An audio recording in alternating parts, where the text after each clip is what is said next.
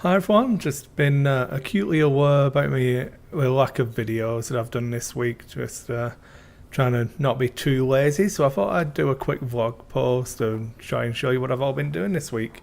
So as the title says, I've been trying to work on the Beastclaw Raiders army.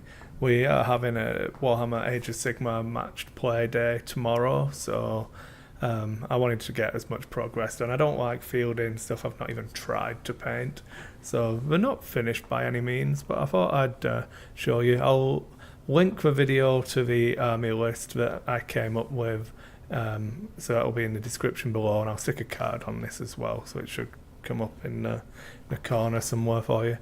But yeah, so I'll show you the work in progress stuff. So that's everything I've been working on there. As you can see, the dining room table is a bit of a mess, so fun times there. Jill loves me quite a lot, evidently, lets me keep all my painting crap on the table. But it looked decent enough on the table, nowhere near finished yet. I'll show you some of the close-ups. So start the, what are they called now? Frost Sabers now. The ones that are as good as done. I need to just pick out the details on the eyes for them, but I'm relatively happy with how they turned out. We only needed a little bit of green stuff in around this back leg to try and make them fit in, and I did have a bit of a nightmare. The glue I used to put my sand and gravel on didn't turn out the first time round, but they were relatively simple to paint. Just a black undercoat, sprayed the base coat grey on them, so a wet brush, not really a dry brush on them, more of a wet brush just to pick out some details. Then did some highlighting around where they have the bones through on the shoulders, and then all the tusks and the manes and the eyes, and they were pretty much done. I'm going to do some snow effect on the bases as well once they've finished. Then we have the hunter, so I'm going to do a nice ebony stone club for him, so that needs a little bit more work. Just get a bit more depth in that skin tone, and obviously work on the skull and teeth and stuff like that. But he's coming along okay. Not much to talk about, no real conversions or anything on him. He went together easy enough for a fine cast model. Then we have the Stonehorn, sorry, the Thunder Tusk has had the most work on it. So as you can see from this picture, I've removed the tusks that come out of the mouth, and I've also removed the big chin horn that he's got.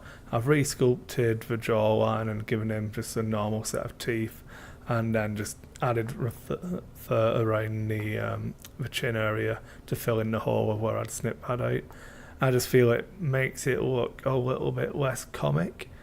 And then for a rider, I've done a little bit of a conversion, so it is somewhere in between the house curl and the normal rider, because I have magnetized the back plate on him so that it can drop into being the rider or the hero level character. So I'll have a play around. In the actual army list, it is going to be this guy is the one I'm going to field with the rider, both riders on them, and then you can kind of see the Mournfang Cavalry in the back. That's the main picture. So I've got 4 Mournfang Cavalry. I've given them the big waves and everything, so I've got full command to paint on those guys.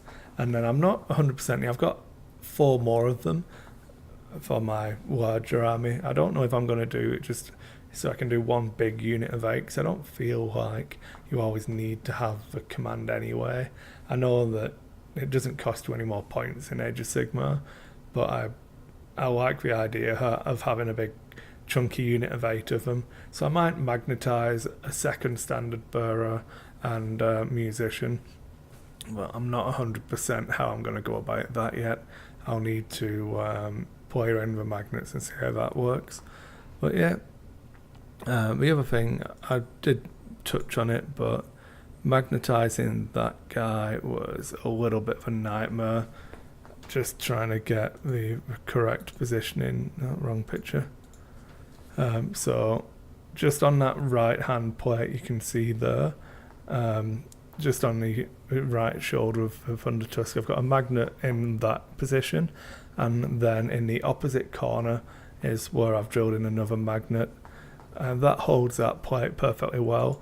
But because this guy was a little bit more overbalanced, he kept tipping slightly, so the connection points are in the same place for the magnets.